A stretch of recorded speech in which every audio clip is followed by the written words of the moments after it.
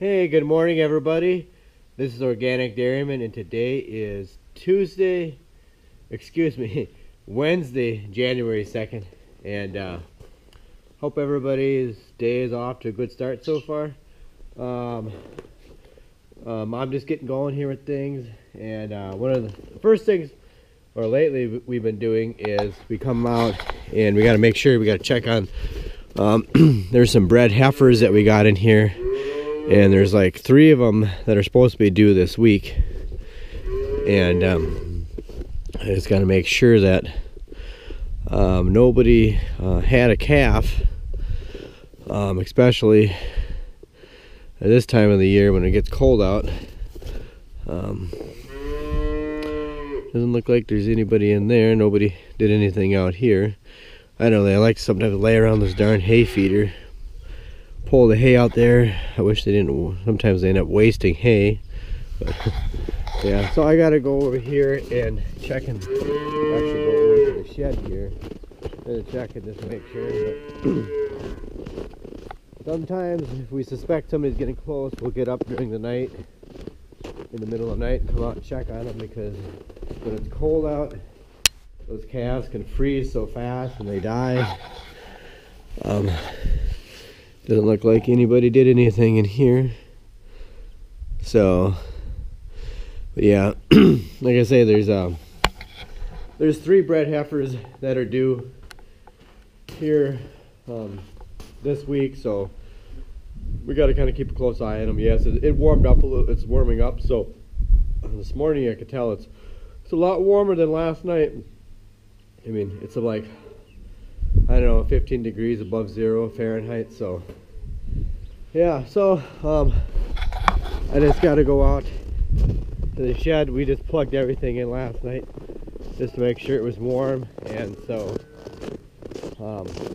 just got to double check and make sure everything's working. I don't think that tonight we probably won't plug everything in. We just did that last night because it was so cold out, but I think tonight we'll leave it be. We'll just plug the tractors in the morning like we were before this cold snap came. And as far as what we got going here today, we're just going to do chores like normal. We're going to, hopefully that's what the deal is going to happen. And I don't know, we got to take that power shaft off that snowblower and get that universal joint fixed. And I don't know if I'm going to do it or not, or my brother will do it maybe. I know we got to go down to the New Holland dealership and get some things down there too, and that's in another town in Minnesota. And we got the John Deere dealership in town there in Melbank, and so it's just a few or 5 miles away. So yeah, we just gotta check on. I gotta check on this stuff here and make sure it's all going. So we'll get going here with things, and we'll see what happens here today. Okay, everyone, I'm out here in the machine shed, and I'm gonna take off this power shaft or this on the snowblower here, so we get that universal joint fixed. I guess we're just gonna take everything to the New Holland dealership and have them do it. As long as we're gonna go there, and we have to get some other stuff. So yeah, so this is the power shaft. How well you guys can see that. You can see the thing is kind of getting a little bit bad there. I know it's kind of hard to see because there's not a lot of light. But yeah, we're going to get this thing off, and we're going to go down there and get this thing fixed. And I don't know if they're going to fix today. I hope they can here, but hopefully they have one on hand. So yeah, so like I say, we got to do that, and then yeah, and yeah, so we're done with all the feeding here. I got to get going here and get down there before they close. Okay, everyone, I'm on the road right now. I'm headed over to Minnesota to the New Holland dealership, and the sun is going down, and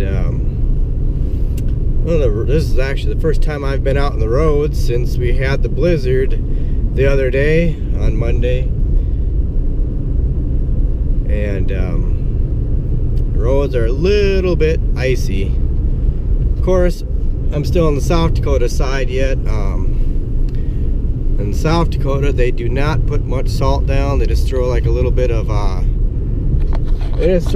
sand down in places, and that's pretty much about it. And then you get over to Minnesota, and they throw a lot of salt down. But I'm only about a couple miles from the Minnesota border right now, so we're not too far away from Minnesota. Hopefully it's gonna warm up and melt this ice. Get this crap melted off the road here, and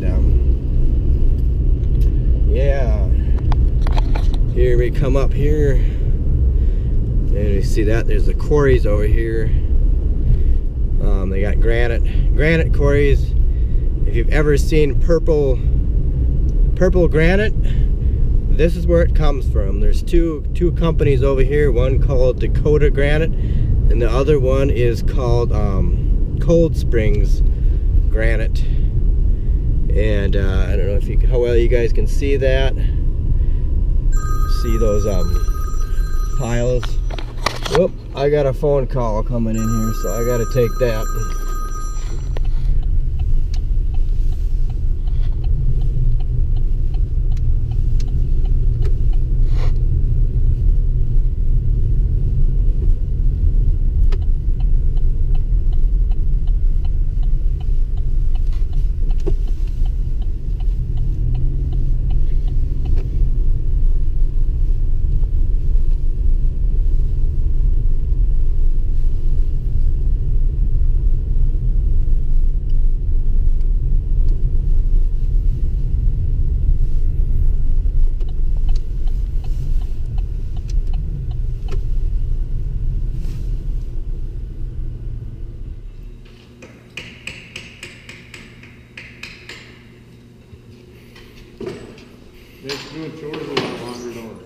Yep, it does.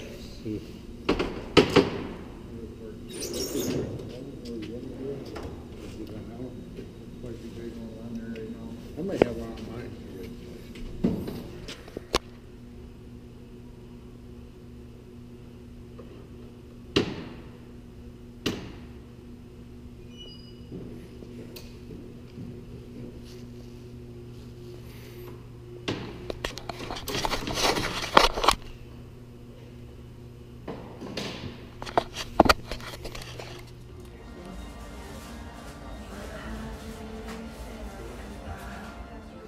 Okay, everybody.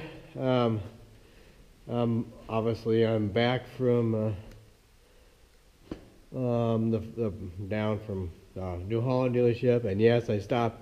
We drove from Nassau, Minnesota. That's the name of the town where the New Holland dealership is from. We drove from there over to the other town, Melbank, back over to South Dakota, and just to grab a quick bite to eat, and had to pick up something at the farm store, and yeah, so yeah, as you saw, they got the U-joint all fixed. Yeah, it was about closing time when I got there, but they were nice enough to stay there a little bit longer and fix it. They were bored anyway. They were looking for something to do. They seemed kind of eager to do it, so yeah, that's. There's two. Well, for a little bit there was 3 mechanics working on it, and there was 2 getting this thing fixed. But they put a new yoke on the top here, so now we got a button on there again, and yeah, so it'll be nice now. I don't have to worry about dinking around with the bolt. I can put that bolt back, and yeah, so that was kind of nice that they took the time. That's one thing I really like about working with that New Holland dealership. If it was John Deere, they would have just like, you know, they close at 5 o'clock. The New Holland dealership, they stay open until 5:30. They're there at 7:30 in the morning. And if I would have, I mean, maybe John Deere would do the same thing. I don't know, but usually whenever I've been there late before, when it's, you know, time to close, they close, you know, most of the time. But I don't know, maybe they would have, but I know that New Holland dealership, I really like going there because it's like I say, it's a family-owned business, and those people are just like so down to earth. They're just like, I don't know, the kind of people you could just, I don't know, you know, sit down and have a beer with, kind of, you know. They're just, yeah. So we like working with them. They've been good to us and stuff, so I can't complain about the New Holland dealership down there. But yeah, so anyways, we're gonna get this thing put on here, and I'll set you guys right here, and then you can watch me, I hope.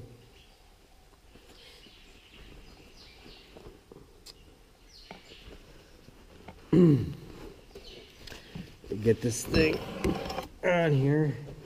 One thing that you always have to do when you're putting these on, maybe a lot of you already know that, but we've made that mistake in the past. Or maybe I'll show you better later, but you don't want to get the U-joints or these things on here reversed from the, well, I'll show you here when I get this thing on here so you guys know. I'm sure most of you know, maybe some of you don't, but we've had it happen. We don't get the things lined up just right. Okay, make sure that's lined up right.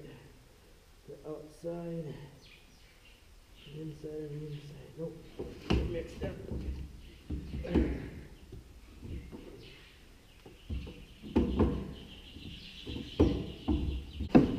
Most of them, it's pretty hard to get them mixed up,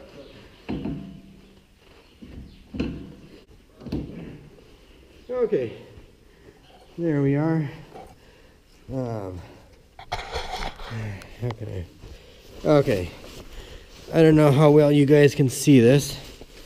I apologize for the light. Hold on a second. There. Okay. Where is it? Ain't shining up there good enough. I can't do this. There we are. Okay. I'm sure a lot of you know. Okay, see how this yoke is turned that way? You can see how it's turned. Now if you go here to the back one, the very back one that goes up against the gearbox should be the same way as that one. And this one here, it should be the same way as that one. If you get those things mixed up, you'll have a problem. You'll take out your universal joints. There'll be excess vibration there, and you take them out. That's what will happen. Most of the time, these things will have a notch on here. For some reason, this one doesn't. I think this has a notch in here, but the shaft doesn't. And so, I remember one winter, before we knew that, we took out the universal joints in there, and yeah, it caused excess vibration, and we messed it up. So, yeah, just in case anybody that's watching doesn't know that, you know now. Make sure always. It doesn't matter if it's on a vehicle or anything that has universal knuckle joints like that, or swivel joints like that. You want to make sure they're lined up with both ends. We had that happen one time. I seen that happen on a vehicle one time, and yeah, it'll break your drive shaft. Will come flying off, whip around on your vehicle if it's not lined up. If you got a rear-wheel drive vehicle, that is. Well, and however it is, front-wheel drive too, but. Yeah, so that job is done. So now we can blow snow again. And we also got some fuel filters and stuff too. I know we got on this tractor here, the New Holland T6 180. I know we probably should change the fuel filters on here. Actually, we need to change the fuel filters. We need to change the hydraulic oil, and the engine oil needs to get changed on here. So, I think we have a hydraulic filter for this thing already, so I'm pretty sure we do. We do have one here already. I didn't have to get that. And so, we need to get this changed. because we have not changed the transmission oil since we bought it. It's been a little bit over a year. We need to get that done, we just need to get some more oil. I guess you can't see over there, but yeah, we normally get the Schaefer's hydraulic oil and the engine oil. Let me turn the light on over here. You guys can't see. Oh, there, yeah. We always get the Schaefer's. We got this Simplex Supreme stuff. That's supposed to be pretty good. And the barrel is empty. So we need to get some more ordered here pretty soon here. And do that. So we might just do that here pretty soon. Order some more, get some more oil. And they say we need to get that changed. I think that tractor there needs his engine oil changed too. And I'd kind of like to do it when it's warm out. I hate doing it when it's cold. But I guess the one thing I don't like about this tractor is changing the engine oil on here. It's just to get to the oil plug or the oil filler. Let me show you. I know it's dark. Get my phone out. My flashlight on my phone here. Get my phone. Okay. Yeah. I don't know how well you guys. It's good. Yeah, how well you guys can see that, but it's right there. It's right down there, a little opening, and when you gotta add the oil, that's the only filler plug. You gotta, it's not such a big deal if you've got like a pump, an oil pump, and you can pump it in there. But if you don't, you gotta run a funnel. You gotta stick the funnel up here and run a long hose down there and stuff. But it can take a little while to get it in there. But I guess it works. So,